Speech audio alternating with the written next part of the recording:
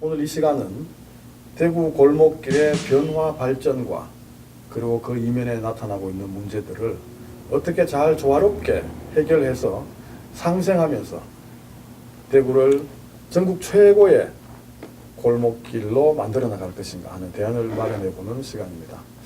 우리 정 선생님께서는 김광석 거리가 처음에 만들어지기 이전부터 오늘까지 그 김광석 거리 방천시장에 거주하면서 작품 활동을 하고 계신데 앞으로 어떻게 됐으면 좋겠다 하는 이런 바람이나 전망이 있으십니까? 지금은 너무 상업적으로 변하기 때문에 그게 조금 우려를 가지고 있습니다. 그리고 옛날 느낌도 조금 가지고 있으면 좋은데 그 재래시장과 또 뭐 김광석 거리 새로운 또 그 작업실이나 뭐 화랑 이래 어울려서 좀 더 발전하면은 좋지 않겠나 지금 생각 중입니다.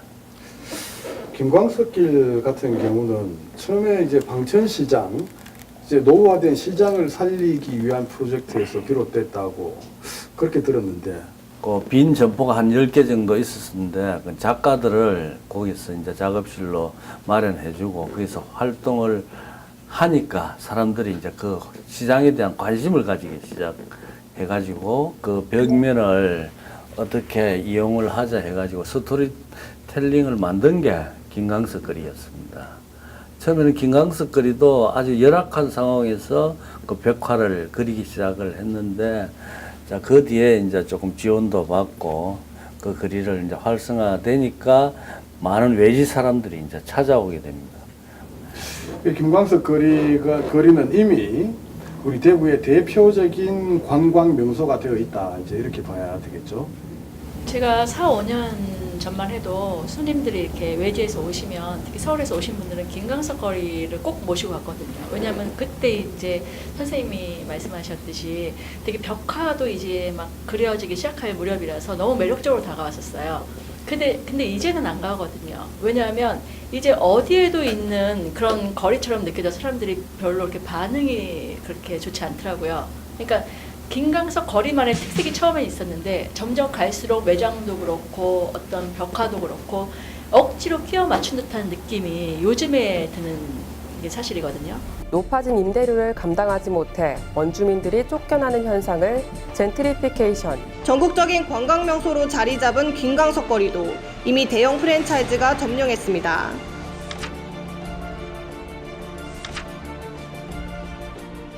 이런 이제 골목이 활성화되면 이게 돈이 되잖아요. 사람이 모이면 돈이 된다 싶어가지고 돈 되는 업종으로 자꾸 이제 바뀌다 보니까 결국에는 대형 프랜차이즈가 들어오게 되면서 뭐 영세한 사업자들은 높은 임대료 감당 못하니까 이제 떠날 수밖에 없고. 핫플레이스라는 거는 일부러 찾아가는 걸 핫플레이스라고 특색이 합니다. 있어야 돼요. 예, 특색이 있어야 됩니다. 그 특색을 유지하고 핫한 글을 만들기 위해서는 여러 가지 방책이 나와야, 정책이 나와야 된다고. 이 정책은 정부 주도로 해서는 안 됩니다. 민과 간이 같이 가야 됩니다. 다양한 사람들이 협약을 해서 주민협의체 중심으로 해서 운행을 되어야만이 이게 성공적으로 가고 지속적으로 갑니다. 지금 새롭게 조명받는 지역에서도 나타나지 않을까 하는 우려가 든다는 거죠. 처음에 수제화 골목에 들어와야 되겠다고 생각한 게 근대 건축이 상당히 매력적으로 다가오더라고요. 근데 들어와 보니까 오히려 그 안에서 이거를 지켜나가기가 정말 힘들겠다는 생각이 들어요. 왜냐하면 자꾸 이게 운영이 힘들다 보면 이제 새가 올라가잖아요. 그 운영이 힘들다 보면 귀가 얇아져요. 저쪽에서 저게 잘 될 것 같으면 자꾸 따라하게 되고 결국에는 내 매장이 특색이 없어지더라고요. 누구나 다 파는 커피를 다 팔게 돼 있고요. 일단 뭐 그 생존하고 먹고 살아야 되니까. 네, 그러니까 그게 제일 지금 위험한 시점인데요. 멀리 보라고 하지만 사실은 당장 운영이 힘들면 멀리 보기가 힘들거든요. 그럼 당연히 귀가 얇아지게 되고 내 전문성이 떨어지게 되고 그리고 들어있으신 분이 자기 걸 지켜가기가 정말 힘들어요. 지금 북성로도 그 지가나 임대료가 좀 상승하고 있습니까? 처음에 제가 사실은 얻으려고 하는 건물이 있었는데 그 건물의 임대료를 처음에는 얼마 책정을 안 했거든요. 근데 올해 들어서 리모델링을 하면서 2배 이상을 달라고 하셔서 제가 못 얻고 다른 곳을 얻게 됐었거든요. 예, 그러면 그 높아진 임대료를 상쇄하기 위해서는 아주 뭐 장사가 잘 돼서 수익이 더 커야 될 텐데 그건 뭐 그런 거 여쭤봐도 됩니까? 롱런을 해야 되는데 당장에 어떤 제품을 만들어서 팔 수 있는 건 사실은 카페밖에 없잖아요. 커피라든지 뭐 디저트라든지 이런 음료밖에 없는데 그거 가지고 큰 매출을 일으키기는 힘들거든요. 그리고 안타까운 거는 이제 같이 그 거리에 들어오기로 돼 있던 분이 있었어요. 근데 그분이 공모전에서 대상도 받으시고 그리고 아이디어가 너무 좋으셔가지고 아 같이 일하면 이 거리를 너무 활성화시킬 수 있겠다 하고 생각했는데 그분이 지금 아버지 공장에서 일을 하세요. 제가 원래 초에 북성로 그 골목 살리기 방안 그 120m 꽃길 조성이라는 프로젝트를 공모전에 낸 적이 있습니다. 그 집장촌 여성들이 사는 곳입니다. 120m 꽃길 조성이라는 새로운 아이디어를 컨셉을 만들어서 그 사람들한테 공공근로로 일자리를 주자. 재생은 꼭 건물을 부수고 새로 짓고 인테리어하고 이런 게 재생이 아니라 삶의 재생도 재생이다. 그래서 제가 이제 그거를 막 설명하니까 그 사람들이 왜 이런 쓸데없는 짓을 하냐고 그러더라고요. 메세나 운동을 해야 됩니다. 메세나 운동은 각 기업들이 건물을 하나씩 사는 겁니다. 그래서 자기는 한 군데는 뭐 예술발전소로 움직이고 하나는 영화를 상영하고 하나는 꽃집을 만들고 다양한 이제 문화 프로젝트를 형성을 해서 그 기업가들이 이 지역에 다시 문화로 사회 환원을 할 수 있는 그 프로그램이 들어가면 이걸 다시 별 문제 없이 거기서 이제 작가들이 세를 얻어서 사는 거죠. 이제 공통적으로는 불가피하게 지가 상승을 불러온다는 거고 임대료 상승을 불러온다는 겁니다. 그 가운데 북성로는 한 가지 더 붙여서 이 사라지면 안 될 소중한 근대 건축물이나 이 문화유산을 지켜야 된다는 문제가 있죠. 이 둥지 내몰림 현상, 이 젠트리피케이션을 막기 위한 법이나 조례를 만들자는 것이죠. 예. 그래서 지금 중구청에서는 그렇게 하기 위해서, 대구 중구청에서는 그렇게 하기 위해서 조례를 제출한 줄로 알고 있는데 결국 대구 중구청은 작년 4월 이를 방지하는 조례를 제정했습니다. 둥지 내몰림 현상이 있는 곳을 지속발전 가능 구역으로 지정해 상인들을 보호하자는 취지입니다. 문재인 정부에서도 국정과제 100대 과제 중에 하나로 도심 뉴딜 정책, 도심 재생 사업을 책정하고 있고 1년에 10조씩 5년간 50조를 투자하겠다는 계획을 세웠습니다. 둥지 내몰림 현상, 젠트리피케이션을 방지할 수 있는 조치를 취한 지자체에 가산점을 주겠다고 발표를 했습니다. 그런데 지금 중구청에서는 발빠르게 1년 전에 이미 젠트리피케이션 예방 조례를 제출했음에도 불구하고 1년간 이게 통과되고 있지 않다는 건 그냥 쉬운 문제로 우리가 왜냐면 이게 자본주의 사회다 보니까 자본주의에서 왜 내 재산 갖고 너가 마음대로 어떻게 하려고 하느냐 이렇게 하는 거고 어느 정도는 자기 걸 내놔야 됩니다.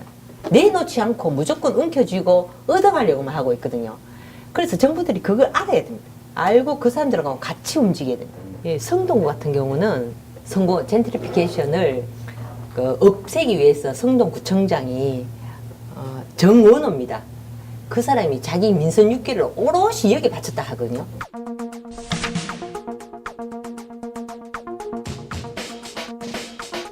그래서 그 결과 62%의 지주들을 설득했습니다.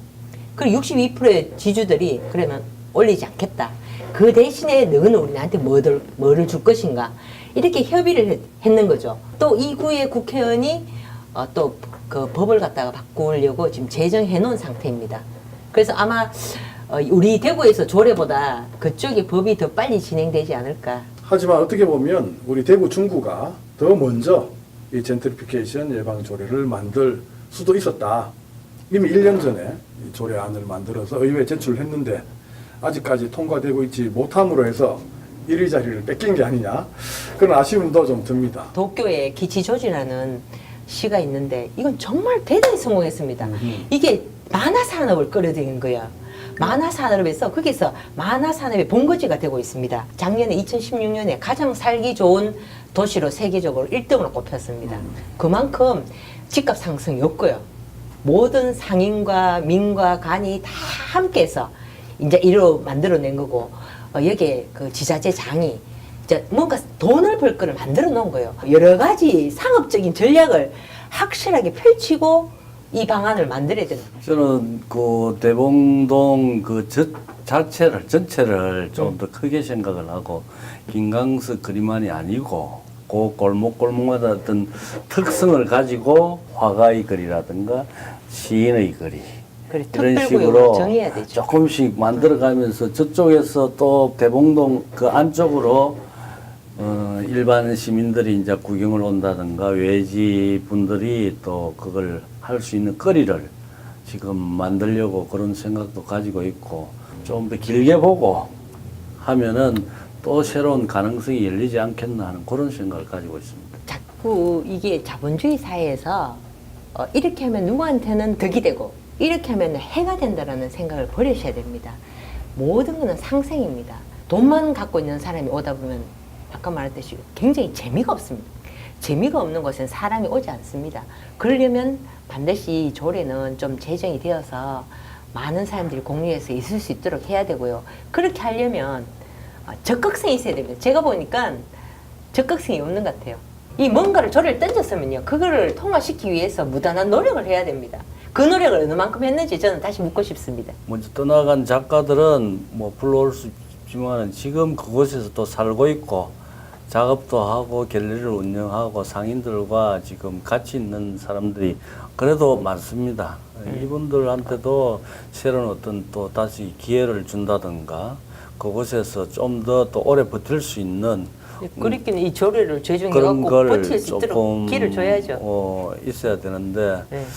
아직 뭐 제 경우는 뭐 큰 기대는 하지 않습니다. 근데 이제 과거에 도심을 허물고 완전히 허물어 버리고 새로운 대단지 아파트를 짓는 이런 방식을 지양하고 이제 새롭게 도심을 재생하자 하는 게 이제 트렌드고 또 정부에서도 그렇고 각 지자체에서도 그렇게 하고 있는 것 같습니다. 도시 재생을 성공하려면요. 문화예술이 들어가야 됩니다. 문화예술이 없는 껍데기만 도시 재생은요. 결코 성공을 하지 못합니다. 예술적인 창의성이 없이 움직이는 것은 결코 발전될 수가 없는 거죠. 대구가 예술의 도시가 될 가능성이 굉장히 많은 도시라고 생각합니다. 재력도 있고. 그러나 서로 관심이 없으면은 작가들이 떠나게 되고 또 여기서 활동하는 게 굉장히 어렵게 됩니다.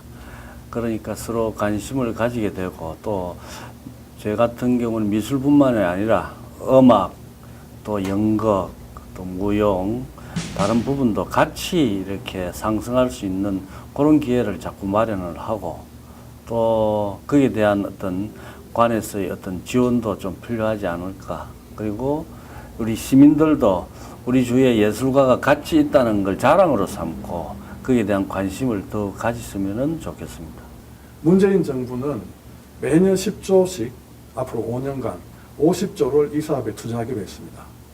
그리고 각 지방자치정부에서 신청하는 우선순위대로 하기로 했는데 거기에 젠트리피케이션 예방할 수 있는 조치를 반드시 담길 요구하고 있습니다.